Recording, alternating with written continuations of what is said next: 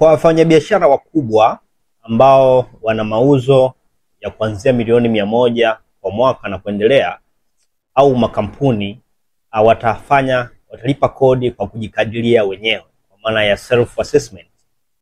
Hii ni muhimu sana kwa upande wa kodi, kwa sababu inaondoa yale malalamiko ya wafanyabiashara kulalamika kwamba kamishina wa mamlaka ya mapato Tanzania amewakadiria kodi kubwa kulinganisha na biashara zao. Na hiki ndio kitu pekee kinachowatisha sana watu kwenye kusajili kampuni zao. Wanaogopa mambo ya kodi, wanahisi kusajili kampuni, yani ukisajili tu kampuni makodi yanakudondokea hayo kama mvua yani. Hapana ipo hivyo. Unajua kwa nini tunakuambia usajili kampuni? Kwa hivyo, ukisajili kampuni tunasema unakuwa na bargaining power ya kodi.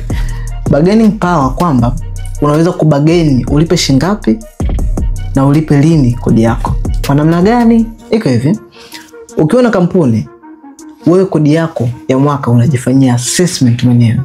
Inaitwa corporate tax kwa makampuni. Hii corporate tax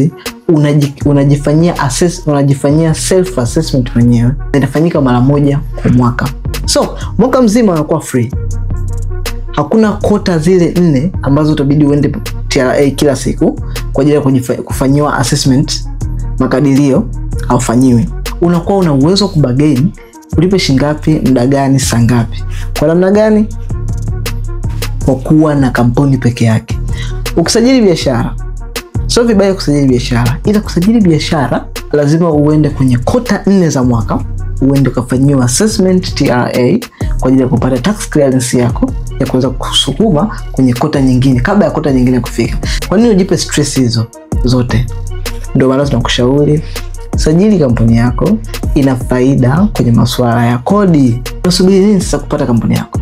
Wasiliana nami kwa ajili ya kupata business strategies pamoja na company registration sasa hivi kupitia namba zinazoonekana hapo, au comment neno usajili, then I'll be in your DM right away.